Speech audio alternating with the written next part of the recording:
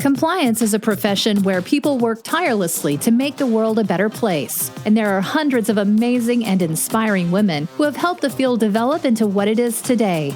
Great Women in Compliance is part of the Compliance Podcast Network, so join Mary, Shirley, and Lisa Fine as they talk with women in compliance who are making a difference. Welcome to the Great Woman in Compliance podcast. I'm Mary Shirley, and here with my co-host Lisa Fine, who is also today's, in inverted commas, guest on the show. Lisa and I, as you know, are co-hosts of this podcast. We work together on a variety of things, but in her own right, Lisa is a great woman in compliance. And so today's episode is not about us in the podcast, even though I've entitled it Partners in Compliance. Really, the focus is on Lisa as a professional, and it is in conjunction, in fact, with another podcast that Lisa is appearing in for Compliance Line, the ethics experts. Lisa's focus episode comes out today. So it really is an all about Lisa kind of a day. And so, Lisa, I'm really pleased that you were willing to sit with me in this particular interview, and of course, grateful for our working relationship together on the podcast. But let's really focus on you. So will you tell us about your background and how you got to where you are today? Absolutely. And let me just tell you, it is a lot of fun getting to do this with you today. I do feel a little bit like it's a little self-congratulatory, but I appreciate it very, very much. I was impressed, though, that you went with partners in compliance as opposed to compliance spouses, because we are kind of both. Exactly. So I feel like Partners in Compliance is a bit more professional, and I saved the podcast wife sort of joke for purely our listeners. Right. In any event, how I got here today, I think like everyone that we've spoken to, and I think it's changing. I didn't start my life and wake up and think, well, I would like to be either Wonder Woman or a compliance officer. I mean, I was pretty sure, I really wanted to be a superhero. And I do some days now think of compliance professionals as superheroes. So that's kind of interesting. But when I did always want to go to law school. So it was something that I wanted to do. I wasn't sure what I wanted to do after law school. I thought I wanted to go to a firm for some period of time. So I took the typical career path. I went to Georgetown for law school, and I always wanted to go to Georgetown Law School. I didn't know it wasn't actually in Georgetown. I also, that was sort of the goal. And I was a little confused afterwards about what to do. But I started and I had a really great experience. I worked at a large New York law firm, and I got some of the best training. And I also was able to run their pro bono program for the Washington, D.C. area. And what I really loved about that was that it gave me a chance to do good and use these resources that a large New York firm had to help in a lot of areas. And I think that really formed what I wanted to do, although it hadn't kind of come up to the ethics and compliance standpoint or a view on it. But I knew that I wanted to incorporate doing things to help be better and do better, but wasn't sure exactly what that was. But I was doing it within a law firm context. And then when I left the firm, I did something a little different than most people. When I left, I decided to go out to Park City, Utah for a while. And I booked ski lessons. And I worked there, and I think I took it, somebody told me once that I took it at the same level of seriousness that I may have taken working at the firm. But on the other hand, it was my job. I think y'all take your job seriously. And I enjoyed it. And it turned out to be a really good break, because I was somebody who was always, and still am on some level, pretty type A. And then I chose to do this. And it was an opportunity to kind of take stock of a lot of different things. And also really enjoyed it. I thought at some point I might have wanted to be a person who lived in a small town and visited cities. But at a certain point in time, actually exactly when Obama was elected and I wasn't in Washington, D.C., I kind of thought it's time to go home. And I didn't realize until that moment how much D.C. was my home, and that I missed it in that way. So I came back here. And actually, I'll say while I was out there, I also did a job working in disability advocacy for public interest groups. So I did work out there and used my law degree. I came back. I did a couple of different things when I first came back. And then I ended up working at Gate Gourmet, Gate Group in airline catering. And I started in HR compliance, which also I thought, goes back to that similar theme, because I was trying to do the right thing for our people and for the organization and learn and address those challenges. And I started in HR compliance and ended up in global compliance. And I will say airline catering is a great boot camp for any problem you're going to see in the rest of your career, because there's everything. There's people, there are unions, there's food safety, there's the potential of antitrust, because there aren't that many airline caterers. You've got low profit margins, you're global, immigration. So it was really an incredible learning experience, and the people I worked with were great, and I learned a lot from that. And that was when I started working even more on investigations from an internal side and doing stuff with anti-retaliation and speaking up. Mm-hmm. And then after that, I ended up coming where I am right now at Pearson Education, and I'm a senior counsel and director of compliance there. And I feel very, very fortunate. We brought in a lot of things I liked. I mentioned that I wanted to go to law school, but in my family, there are a lot of lawyers and a lot of teachers. And I was a book kid. I for those of you who know me, I'm sure it's probably shocking that I wasn't, running, marathons and track and all of that. I mean, I did the occasional stuff like that, but I loved books and escaping the world and that and learning and being able to incorporate that. And now all the different types of learning and all those challenges with things I care about professionally has just been a really terrific experience. So that's how I got to where I am now. I really relate to the love of books. And I've always thought that if I ever come into a very large sum of money, one of the things that I would do with it is donate it to the library of what we call in New Zealand intermediate, which is the school that you go to between the ages of 11 and 12, essentially. And the library was just such a haven for me. The weather could be awful. And it was a way, you use the word escape, which I think is perfect, right? Like, you're able to adventure, see things from the shoes of somebody completely different. And no matter what, there was always something new and different to explore in the library. So I just have the greatest affection for libraries and them being what I would call a haven for the kids like me who were not massive extroverts, who were really content just being with themselves in their own little world and the universe that books give you. Lisa. And I was going to say 11 to 13 years old is not easy for a lot of girls or women anyway. I think it's harder now with social media, but that's a kind of a separate topic. But I do think there is something very comforting about a library and books. And even now people get their books on iPads or Kindles or, but I still think that there's something about a good book, no matter where you get it. So. Me too. You mentioned your work in HR compliance, and I wondered if you would take a minute just to share a little bit about what that involves, because I think HR compliance doesn't often get much of a spotlight. And I think we've discussed on the show previously that there's often no second line of defense for HR. Would you share with us a little bit about the type of work that you did when you were in that space and what companies could think about if they don't already have an HR compliance dedicated team or person? Sure. There were a couple of different things that I worked on. And one was I learned a lot about immigration compliance there, because there are always people looking at different places and what visas and how do you do that and how do you make sure they're the right people at the right time. Mary, you might be familiar with the world of visas, being from New Zealand.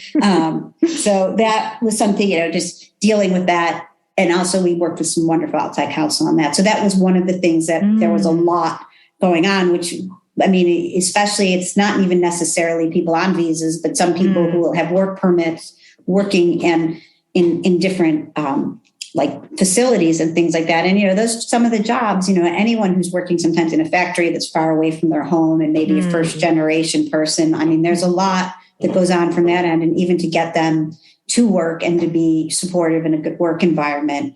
A second thing that we ended up dealing with a lot, and I think it is a huge HR US compliance issue, is wage and hour issues. Because there's a lot there. And it's interesting because when I lived out in Park City, I remember, punching in and punching out and being like, I don't need a break right now. Why are you insisting that I go? And then after the fact, because I think of myself still primarily as, even though I was hourly in my booking ski lessons, I thought of myself the same way as just a good worker. But then you realize the law, the legality and all of that. And that is a big issue and really hard to manage, especially when it's like somebody has to put on their uniforms. That is part of their work time. But what if the clock is somewhere else? So you go into you get into some nitty gritty. And the last thing that I did is I did a lot in an earlier phase and non-privileged phase in the HR side of employee investigations, which I thought was a really important thing because oftentimes you are the person that is the first line of defense. But I also liked doing that actually as somebody who went to law school. I wasn't a lawyer for the company. So I was really able to try to do the right thing, the best you could. And there's never, as anyone knows who does any of these things, there's really never a graceful solution, but you could strategically work on it and think, I'm not the privileged person. How do I want to handle this? I mean, you handle with empathy and other things first, but you also think to yourself, this is something, and you get to train HR people in don't try to impress everybody with what you're saying, because sometimes people will be so frustrated legitimately. And the junior people will be like, we'll throw in an email. You may be, violating federal law right now. And so once you do that, then you open up. So it was sort of being able to be a person in the middle between legal when needed and with the employee base and the HR. And that was a sweet spot that I think can ultimately help with all organizations. You're not coming in as the legal person, but you're also able to figure out how you want to best, document and effectively, work through the issues with lots of different people. So that I think is important. I mean, and I think HR compliance is a hugely important thing for organizations. I would agree. And one of the things that I've noticed with you that I think this experience has given you is a really beautiful ability to see both sides more than your typical compliance person who's working with HR. So, over the years that you and I have known each other, it's not unusual for you to essentially be the devil's advocate and say, from an HR perspective, this is what will be the challenge for them. Or, you might be expecting this, but, the practicality of that on the HR side is this. And so I think that's given you a really nice multi-dimensional perspective, and that it allows you to more holistically evaluate and balance the different stakeholders compared with those of us who have never done that side. Yeah, I mean, and some things can be looked at holistically and some things really can't. I mean, you can't look at facilitation payments with a holistic view of, okay, well, they thought it might have been a good idea because they were trying to be nice. I mean, there are things you can and you can't. But I do remember once when somebody came to me who was part of like a council on something, it's like, I can't believe that the HR person's not dropping all this stuff. This is an emergency investigation. And said, have you been in the unit? There are people waiting out the hall trying to get their medical care, their health care. It's their first day of work, their pay. I said, so at least before you get upset with them, try to at least, recognize that your crisis is like 4 down for them. And that doesn't make them bad people. But so that, that is really one of the things. And I think it did suit me well. Well, I'm glad it took you closer into the space that we share overlap in as well. Well, I mean, you're very into, the first time I met you, you were talking about how to best communicate culturally with people all over the globe and how to connect. So it's not that different. Oh, thank you. You're well known for having an interest in investigation, speaking up, and non-retaliation. Those are topics that I often see you speak on at conferences. But I'd love to hear from you. What is another aspect of compliance that you find interesting and why?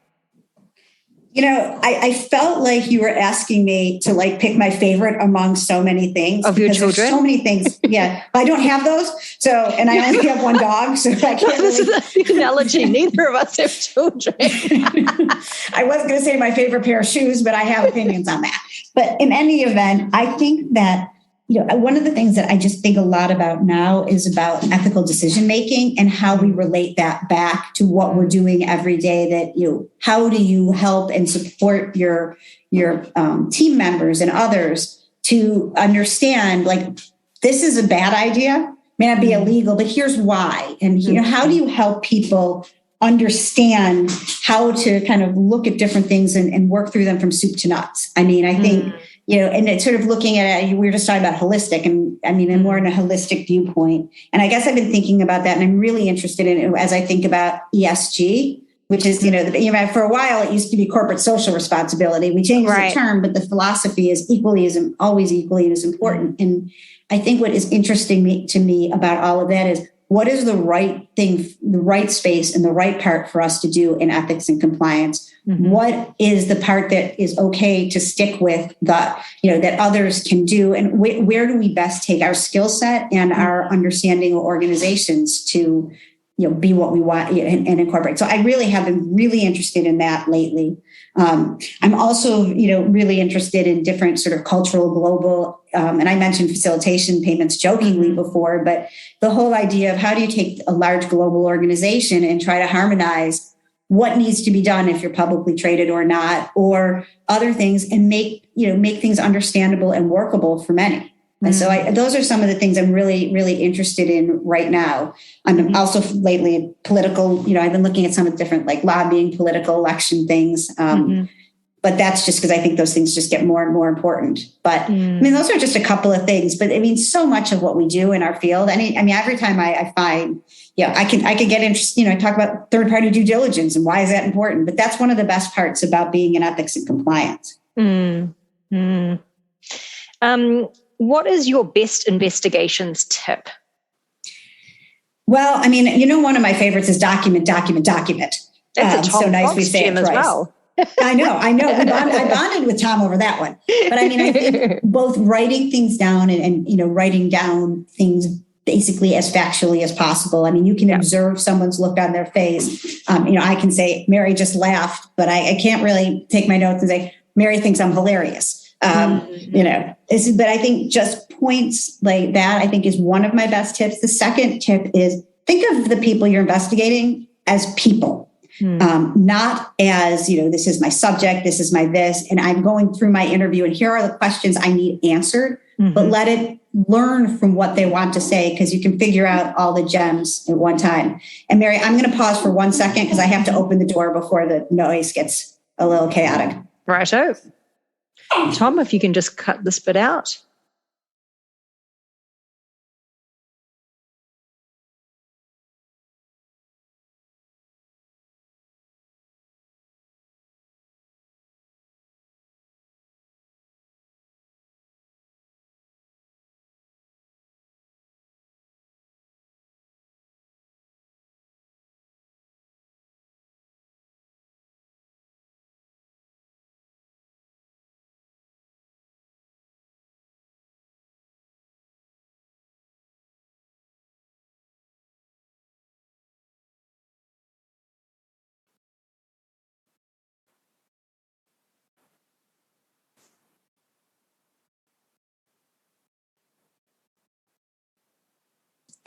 Okay, we're back. Can you hear me? Yep. Okay, perfect. So, okay. Do we close off investigations, I think? Did you have another tip, or did you want to leave it there? No, I think that we can stop there. Perfect. Okay, great. What's something that you have learned in the last year that has made you a better ethics professional, do you think? When you mentioned that question, my first thing, it took me a while to think about what makes me better, because I spend a lot of time thinking of everything else I need to learn and what I want to improve on. And I find the profession as a whole so big that it was sort of hard to think, well, what did I learn? I immediately thought about certain practical things that I learned, things about understanding some aspects of technology that could help me connect better to people that were millennials, maybe Gen Z, trying to learn about different manners of learning for training and development, and trying to kind of break out of my own comfort zone on that. But I think that was kind of one of the larger things as well. I think trying to really keep up on some of the different ways to work and communicate that may be like counter to my gut or comfort level as a proud Gen Xer. You and I joke about that, but is it okay to do something that's like a really fun game show quiz? Does that really count in the world of what I would have thought of as old school traditional training? How do you do it? So I think in the last year, I've learned that some of the things that I used to have kind of a little bit of, old school resistance against are really great things. And I'm trying very hard to keep utilizing that and moving forward in a way that works with both my organization and I think we all have our own personal styles and way about us, in a way that's genuine. So I think that's probably one of the tips. I feel like I learn things every day. I think all of us do. I mean, you can see how SEC fines, what has been happening with different sort of trade things, but being able to look at those things. And I guess one other point from a professional standpoint is I'm really trying to learn more about third parties and business partner. And, I know enough, but I always want to learn more because I think that's such a huge area and it just keeps growing in more of a global world. But I've learned a lot more about best practices and how to do that in the past year. So those are a couple of things that I think have made me a better compliance professional. Wonderful. Thank you. And now same question, but in regards to being a better human being, what's something that you've learned in the last year? Okay. Well, hopefully people will, have agreeing or some opinion on this. That, again, if it's an appreciate Lisa Day, let's go positive. But one of my New Year's resolutions, I thought about this was to focus on the core and my core. And when I say my core, I don't just mean, my back and working out, although that could probably use some help here and there too. But I think one of these things I realized in during COVID and other things is that I think all of us spend a lot of time thinking about everyone out there that, we want to talk to or get along with or this or that. And sometimes I think it's to the neglect of the people that really care about you the most because you feel more confident and comfortable about that group of friends or your family or others or activities that are truly important to you. So I think that, and I've realized for people who maybe I'm not always as in good of contact with, they still are part of a core, but they get me for me and they appreciate me. So I think one of the things that has, made me maybe, better human being is a kind of an overstatement on it. Cause I sort of feel like I should be, like Mother Teresa or saving the children when it's saying that. But I think the idea of really trying to let, projects that are important to me, people to know or to recognize that, and friends and family, and try to really be there for them when they need it, as opposed to worrying about it every day. Like, did I text? Did I write? Did I call? And then for the people, I think all of us have people in our life that sometimes we spend too much energy caring, and they're not caring or thinking about you as much. But to try to take some of that energy towards the people who genuinely deserve it. So I think, I don't know if it makes it a better human being, but I think it makes me feel like I am doing better. And that's, of course, at the times like we all have that there are times where you have like no energy, it's like cell phones. You can only, sometimes you got to recharge. And the people who know you and love you get that. So I guess that's what I think, that focusing on like the core of the people and the stuff that I care about and trying to worry less about some of the things I shouldn't worry about.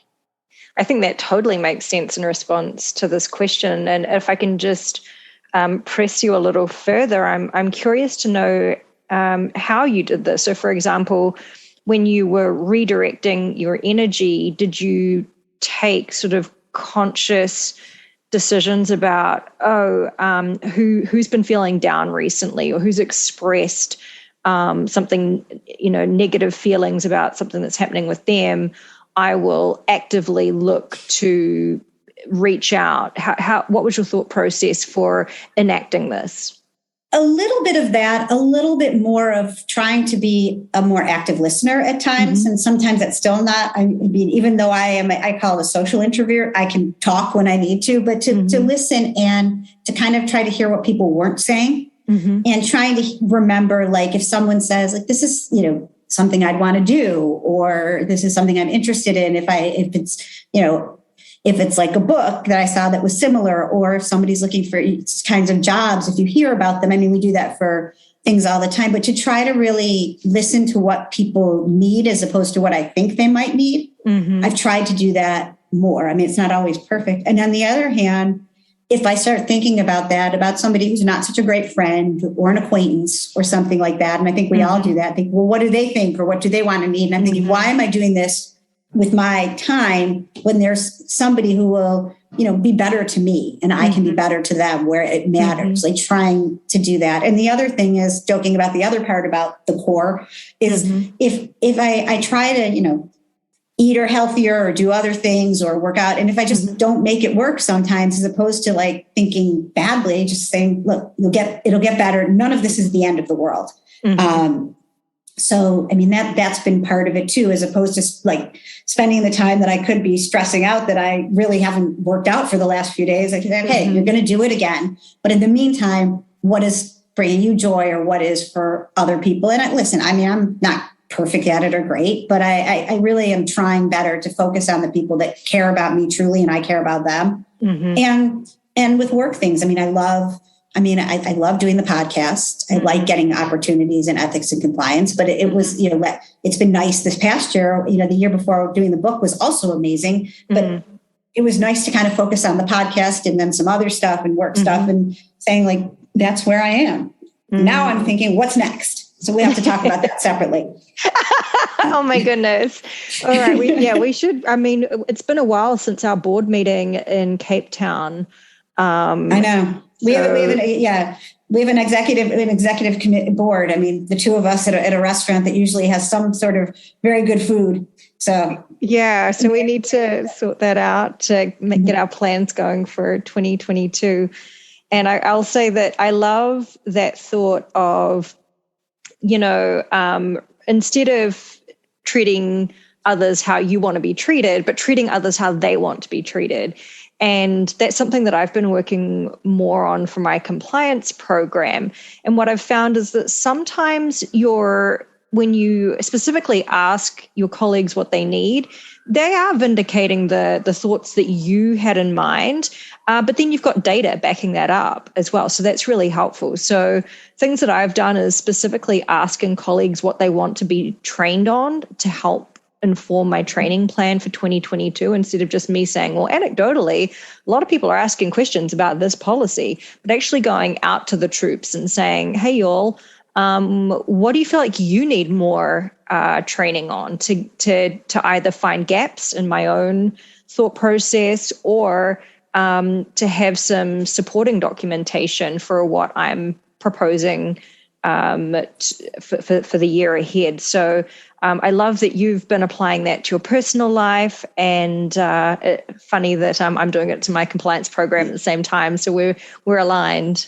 We are shocking. But we also, the other thing that, as you said, that made me think about that I work on as well, is trying to remember the why for people, particularly when I deal a lot with gifts, hospitality, different, and this is for a US context, in state laws and things like that. When you walk through, and really with anywhere globally, when you talk about what some of the requirements are and you kind of explain more of the background and take the time. I mean, if people don't want you to, that's okay too. But sometimes when you just spend a few minutes explaining why you're asking the specific questions and why you're training on these areas and why they matter, as opposed to this is what you need to do. And I think ethics and compliance people are pretty empathetic. So we try to do that a lot, but it's amazing. I mean, some people from the old school Department of No were like, these are the rules. Exactly. But if you say, this is why we have to have this rule. And sometimes you just have to say, look, it's not what we wanted. This is not perfect. We get it. Like, I don't love this either, but it's still there. And, here's how we can make sure that we best do the work we need to do and remain in compliance. The why, I think people often forget. I think that's such an important point. And if you look at adult learning theory, when it comes to training, that's what you're supposed to start off with. If you're training adults and not children, which is sort of the teaching style that many of us default to, with adults, the first thing you should do is explain why it is that they're getting that training. So I love that you're using that more broadly across your program to help get buy-in. Some people will be 100% in, and some people will never be, no matter how much you try. Right. And that's okay too. I mean, there's certain things that people want me to do that I'm just not, I'm like, I have to do this, but I'm not 100% going to be, buy in. I get it. It's required. Mm-hmm. So Totally. And Lisa, my final question for you today is, if somebody Googled you, what would they not find out about you? Well, the internet has pretty much everything, but I think you'd have to dig pretty deep to find out about my great love of old school hip hop. I don't think it's out there. What, you thought I was going to give you some sort of great award I won that nobody knew about in 8th grade? No. There was a period of time that I could really, I had a strong preference for the East Coast, between East Coast, West Coast, and the old school rap world, and had a lot. And I still find I really enjoy some of that music from that period of time and others. But yeah, no, my pretty much my knowledge of some slightly deeper cuts in the old school hip hop world, I think, and rap, and sort of how I think that really shapes society and also can really give you a viewpoint that's really unique. I don't think that's out there in my Spotify mix. I don't think is really out there in the Google world. So it's a little bit different. So periodically, when I know certain songs or different things, people will kind of think, what is that? And then I wonder what they thought I was listening to before. But I think, I think that would be a non-Google thing. Normally I talk about my Buffalo pride, but I don't think that's something people can't figure out. My Buffalo Bills love and all of that, because Jay Rosen does a nice job of sharing that on LinkedIn for me. Exactly. I did know that you are a big fan of the Beastie Boys. Oh yeah, they're my favorite ever. So that's Rocky. Hi, Rocky. Yep. As is Rocky. As is Rocky. He's joined our call. He is telling us, ladies, time's up. So with that dinging of the bell from our little box of Rocky, we have come to the end of this episode. Lisa, thank you so much for your willingness. Thank you so much. And this is great. And it is getting close to that time of day where Rocky thinks that something should run. He's currently protecting the house because he's an ethical guy too. So have a great rest of the day. Thanks a lot. Same to you. Thanks, Lisa. Take care. Bye. Bye. Thanks for joining us for this episode of Great Women in Compliance. We hope you'll join us in honoring the great women in the compliance field by subscribing to this podcast and leaving a review.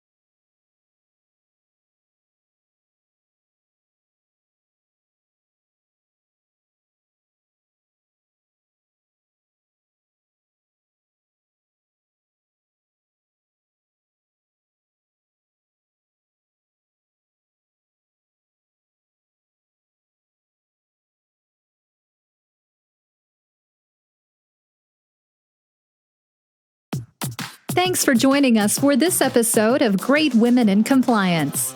We hope you'll join us in honoring the great women in the compliance field by subscribing to this podcast and leaving a review.